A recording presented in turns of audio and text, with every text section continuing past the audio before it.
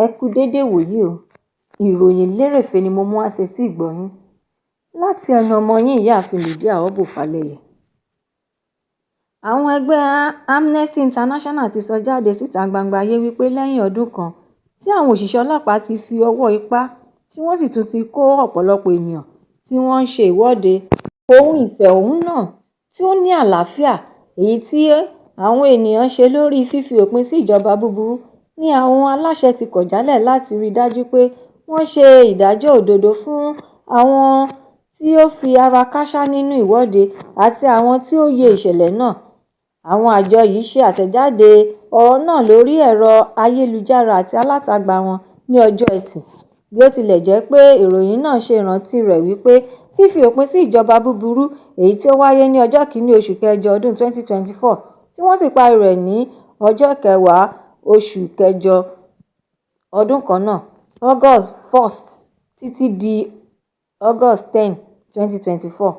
Àwọn ẹgbẹ́ náà ṣe ìwọ́de ìfẹ̀hónúhàn náà lórí ọrọ̀ ajé àti ìjọba ṣíṣe tí wọ́n sì tún sọ̀rọ̀ lórí ìnira tí ọrọ̀ ajé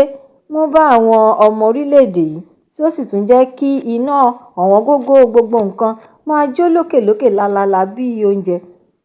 epo pẹtiró àti bẹ́ẹ̀ bẹ́ẹ̀ lọ. Ní orílẹ̀-èdè yìí, ìwọ́de náà tí ó gba gbogbo àwọn ìlú ńláńlá yìí tó tún wá padà di rògbòdìyàn ní àwọn agbègbè kọ̀ọ̀kan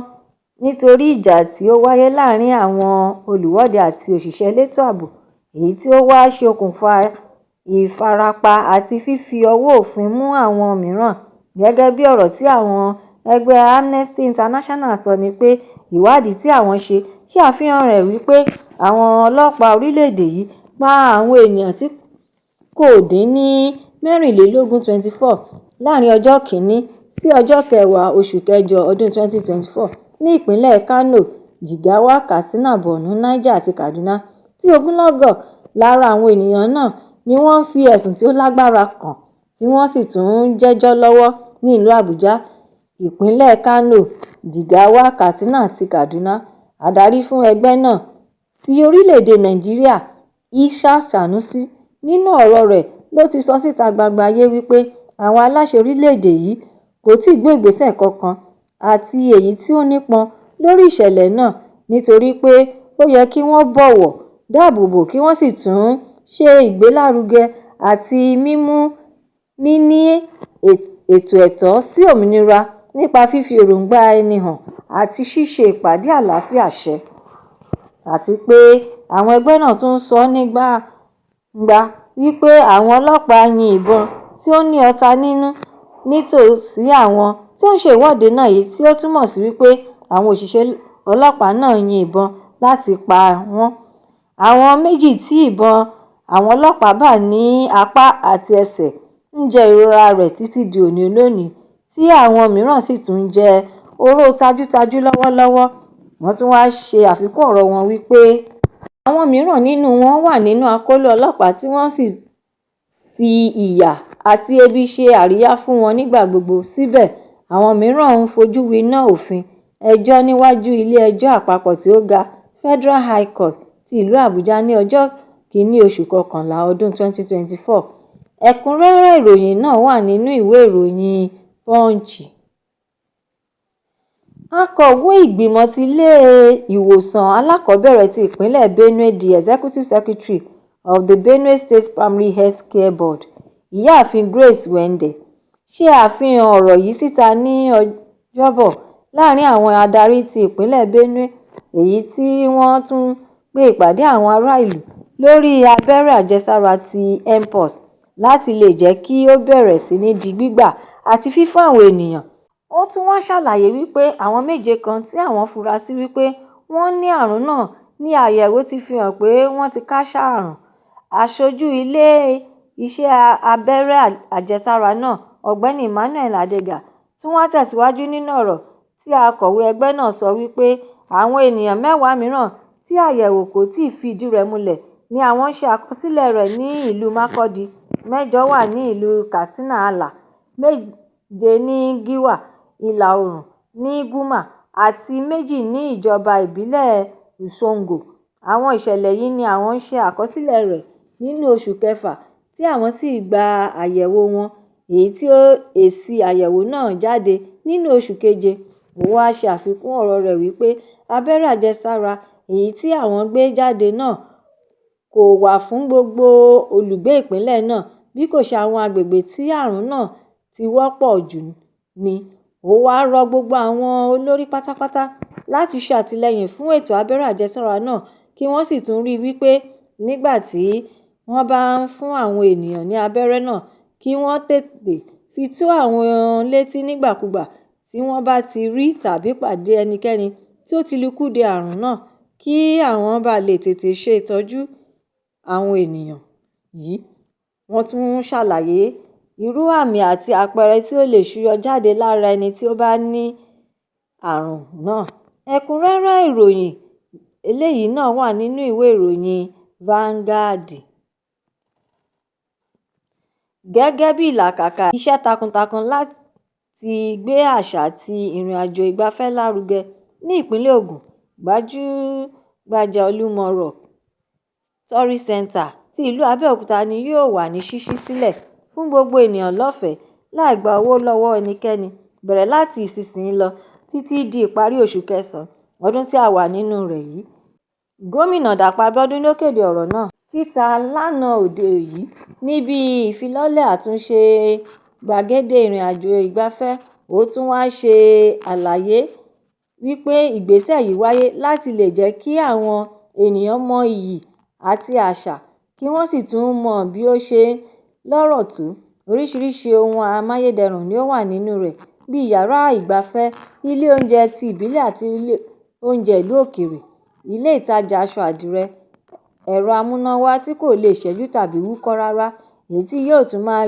pèsè iná fún gbogbo irinṣẹ́ ìgbàlódé tí ó wà níbẹ̀. Gómìnà tún wá tẹ̀síwájú nínú ọ̀rọ̀ rẹ̀ wípé Olúmọ Rock kì í ṣe àkójọpọ̀ òkúta nìkan bí kò ṣe pé ó ń ṣe àfihàn tí ó sì tún dúró fún okun ohun agbára, àmì, ilé ààbò àti ohun ìdánimọ̀ fún àwọn ènìyàn nítorí pé nígbà ayé àtijọ́ ó wà fún ààbò àti ìdánimọ̀ fún àwọn ọmọ Ẹ̀gbá nígbà tí ogun àti àyípadà sí ọ̀tun bá wáyé. Ẹ̀kúnrẹ́rẹ́ ìròyìn eléyìí náà wà nínú ìwé ìròyìn The Nation. Ìròyìn eléyìí sọ̀rọ̀ lórí bí orílẹ̀-èdè adúláwọ̀ ṣe lè dí àlàfo tí ó wà láàárín ìdàgbàsókè ohun amáyédẹrùn tí ó jẹ́ ohun ìpèníjà tí orílẹ̀-èdè adúláwọ̀ ń kojú. Alága fún gbogbo ẹgbẹ́ iléeṣẹ́ United Bank for Africa PLC (UBA) Tony Elumelu ni ó sọ̀rọ̀ yìí jáde síta lánàá òde yìí nínú ìpàdé ìgbìmọ̀ rẹ̀ èyí tí ó wáyé ní Bangkok, Central African Republic pẹ̀lú àkòrí dídákẹ́ ohun amáyédẹrùn, owó ọmọnìyàn àti ohun ìní tí ó dára (resilient infrastructure, human capital and green assets). Ó wá ṣàlàyé ọ̀rọ̀ rẹ̀ wípé orílẹ̀-èdè adúláwọ̀ gbogbo ni wọ́n ń kojú ìpèníjà àlàfo tí ó múnádóko ohun amáyédẹrùn bíi àìní ọ̀nà tó dára lọ sí ibùdókọ̀ wa gbogbo, àsopọ̀ tó dára lórí ẹ̀rọ ayélujára àti bẹ́ẹ̀ bẹ́ẹ̀ lọ, gbogbo èyí tí a kùnà rẹ̀ àti pé a kò lè ṣe àṣeyọrí tó dára láìsí ìpìlẹ̀ ìdàgbàsókè ìgbàlódé tó dúró re. Láì jẹ́ wípé a kọ́kọ́ yanjú ìṣòro àlàfo náà, a kò lè débi ìdàgbàsókè àti àṣeyọrí tí àwọn ènìyàn wa ń fẹ́ tí wọ́n sì tún nílò. Tí a bá fẹ́ dí àwọn àlàfo yìí, a gbọ́dọ̀ ṣe ohun mẹ́ta kan. Èyí tí ohun ìkíní jẹ́ pé kí a kọ́kọ́ ró ọrọ̀ ajé wa lágbára nípa pípe àwọn iléeṣẹ́ aládàáni mọ́ra láti fọwọ́sowọ́pọ̀ pẹ̀lú ara wa nípa ṣíṣe ohun gbogbo tí ó lè mú ìdàgbàsókè bá ohun amáyédẹrùn ní orílẹ̀-èdè adúláwọ̀. Ohun mìíràn ni gbígbé ọjọ́ iwájú orílẹ̀-èdè adúláwọ̀ sókè nílò iná mọ̀nàmọ́ná èyí tí ó jẹ́ ohun ìdènà fún ṣíṣe àṣeyọrí àti ìlọsíwájú tó péye. Ó wá fi kún ọ̀rọ̀ àlàyé rẹ̀ lórí iná mọ̀nàmọ́ná wípé a ó rí wípé ìdá 70 nínú ọgọ́rùn-ún 70% ilẹ̀ adúláwọ̀ ni kò ní iná rárá.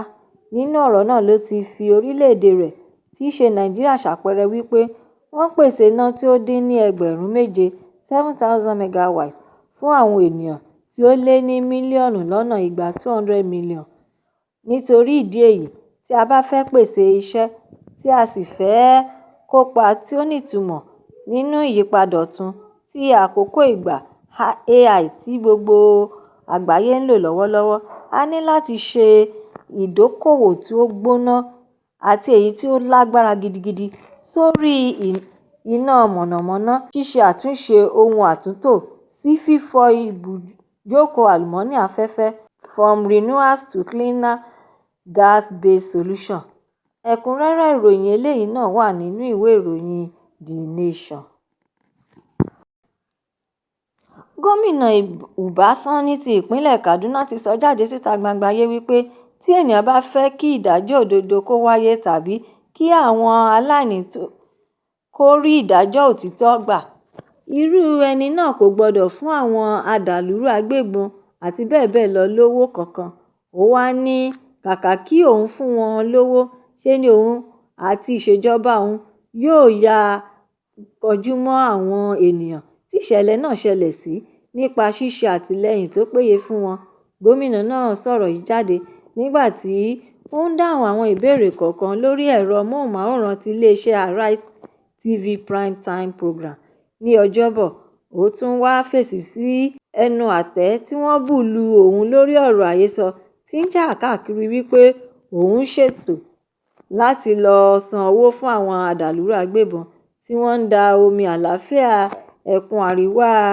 ìwọ̀ oòrùn rú, èyí tí ó súyọ látàrí ètò ọrọ̀ ajé tí ó mẹ́hẹ tí ó sì tún mú ìnira bá àwọn ènìyàn. Ó tún wá tẹ̀síwájú wípé irú ọ̀rọ̀ àhesọ náà tako ìdúróṣinṣin òun lórí ìdájọ́ òdodo. Ó wá ṣe àfikún ọ̀rọ̀ rẹ̀ wípé nígbà tí òun kọ́kọ́ sọ ètò bí àwọn yóò ṣe kojú wàhálà ìpèníjà tí àwọn ń kojú lórí àìní ààbò tó péye, ṣe ni gbogbo ènìyàn ń bu ẹnu àtẹ́ lu ètò àti ọ̀rọ̀ tí òun sọ ni. Ṣùgbọ́n láti bí ọ̀sẹ̀ méjì sẹ́yìn 2 weeks tí òun wá gbé ètò náà jáde síta fún gbogbo ènìyàn láti rí, ní ọ̀rọ̀ òun náà tó jẹ́ ìyàlẹ́nu fún wọn nígbà tí wọ́n rí wípé òun kọ́ ilé ìgbé lóríṣiríṣi fún àwọn tí ìṣẹ̀lẹ̀ náà kàn láti máa gbé, tí òun kò sì fún àwọn adàlúrú agbébọn kankan lówó tàbí kí òun ṣe ohunkóhun fún wọn. Ẹ̀kúnrẹ́rẹ́ ìròyìn eléyìí náà wà nínú ìwé ìròyìn Daily Post. Ìròyìn lérèfé tòní kò ní jù báyìí lọ nítorí pé kí ń lọbẹ̀ oge. Ẹ tún pàdé mi lọ́la fún àkọ́tún ìròyìn lérèfé mìíràn láṣẹ Èdùmàrè. Ẹ má ṣe aláìlọ́kàn sí YouTube channel ìròyìn lérèfé. Kí ẹ bá mi subscribe, kí ẹ sì tún bá mi fi èròǹgbà yín ránṣẹ́ sórí rẹ̀, kí ẹ bá lè ní àǹfààní láti gbádùn ìròyìn lérèfé síwájú àti síwájú sí i. Ẹ ṣé mo dúpẹ́. Ó dàbọ̀.